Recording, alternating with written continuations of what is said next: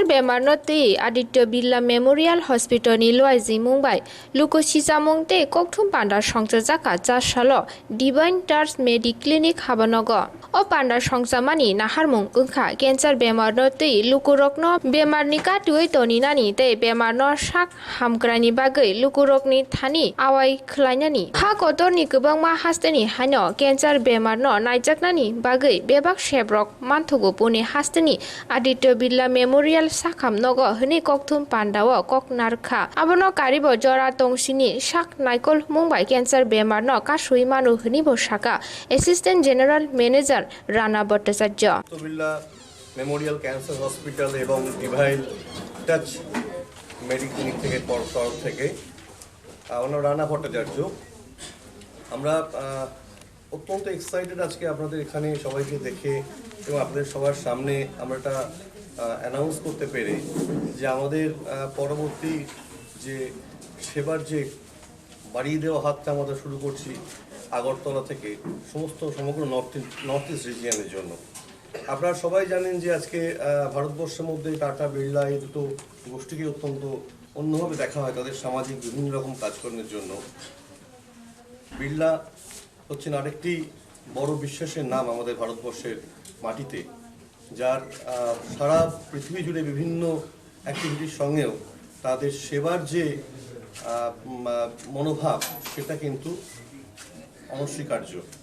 আমাদের হসপিটাল যেটা main hospital Aditya Birla memorial hospital সেটা আছে মহারাষ্ট্রের পুনে শহরে। আজ থেকে নয় 2003 সাল থেকে আমাদের এই পথ চলা শুরু হয়েছে। 2006 থেকে আমরা আরও বেশি গভীরভাবে এই সেবা কার্যের মধ্যে জড়িয়ে আছি। তো আজকের এখানে আসার মূল উদ্দেশ্য হচ্ছে সত্যি কথা বলতে কি ক্যান্সার। কারণ আমরা ওভারঅল আমাদের গ্রুপে আলোচনা হয়েছে, আমরা বোধ করেছি যে ক্যান্সারটা কিন্তু আগামী দিনে মহামারীর আকারে আসতে চলেছে। অথচ এই মহামারীটাকে কিন্তু আমরা খুব সহজেই রোধ করতে পারি যদি আমরা একটু আগে থেকে সচেতন হতে পারি, একটু আগে থেকে স্ক্রিনিং করতে পারি। তো এই ব্যাপারটার জন্য যেটা দরকার সেটা হচ্ছে অ্যাওয়ারনেস। এই অ্যাওয়ারনেসটা পুনাতে বসে থেকে আমরা সব জায়গায় ছড়াতে পারবো না। সেই জন্য বিড়লা হসপিটাল যেটা শুরু করতে চলেছেন সেটা হচ্ছে তারা আরও বেশি করে ট্রাস্টি থেকে তারা ফান্ড পাচ্ছেন এই অ্যাওয়ারনেসটাকে আরও বেশি করে ছড়িয়ে দেওয়ার জন্য ভারতবর্ষের প্রতিটা প্রান্তে এবং আশপাশের প্রত্যেকটা নিয়ার বাই দেশগুলোতেও, যেমন বাংলাদেশ, নেপাল, ভুটান, আমরা সব জায়গাতেই আমাদের এই কার্যক্রম শুরু করেছি। আমাদের মূল উদ্দেশ্য হচ্ছে সমাজের সমস্ত স্তরের মানুষের কাছে ক্যান্সারের যে সেবাটা আছে, যেটা আমরা সবাই খুব মনে করি খুব কস্টলি, খুবই মানে খরচের ব্যাপার, যেটা হয়তো সবার পক্ষে বহন করা সম্ভব নয়, আমরা সেই ধারণাটা একটুকুও ভাঙতে চাই। আমি ছোট্ট উদাহরণ হিসেবে বলছি যে আমরা কেন এটাকে সেবামূলক প্রতিষ্ঠান বলছি। ক্যান্সারের যখনই কোনো চিকিৎসা শুরু করতে হয় তখন তার প্রাথমিক পর্যায়ে যে টেস্ট করতে হয় সেটা হচ্ছে পেট সিটি স্ক্যান। আজকে যে পেট সিটি স্ক্যানটা ভারতবর্ষে অন অ্যাভারেজ যে কোনো হসপিটালে আপনারা যাবেন দেখবেন প্রায় 35 থেকে 40 হাজার টাকা খরচা হয়। আমরা সেই খরচাটাকে এখানে 10-12 হাজার টাকার মধ্যে বেঁধে রাখার চেষ্টা করেছি। তো এইটা একটা বিশাল ব্যাপার। এটা শুধু একটা আমি ডায়াগনস্টিকের টেস্টের কথা বললাম, এরকম আরও হাজারো রকম টেস্ট আছে, কেমোথেরাপি আছে, রেডিওথেরাপি আছে, বেড চার্জ আছে। সব ব্যাপারেই কিন্তু আমাদের হসপিটালের খরচ অন্যান্য যে কোনো হসপিটালের খরচের থেকে অনেক কম। তার একটাই কারণ, এই হসপিটালের মানসিকতার পিছনে কোনো রকম কোনো মানে প্রফিটের কোনো ধারণা নেই বা ইচ্ছা নেই। এটা পুরোপুরি সেবামূলক, কারণ আমাদের ট্রাস্ট থেকে ভর্তুকি দিয়ে এই জিনিসগুলো করা হয়। ক্যান্সারের ক্ষেত্রে এটা খুব অত্যন্ত ইম্পর্টেন্ট ব্যাপার, সেটা হচ্ছে সবার যত তাড়াতাড়ি সম্ভব শনাক্তকরণ।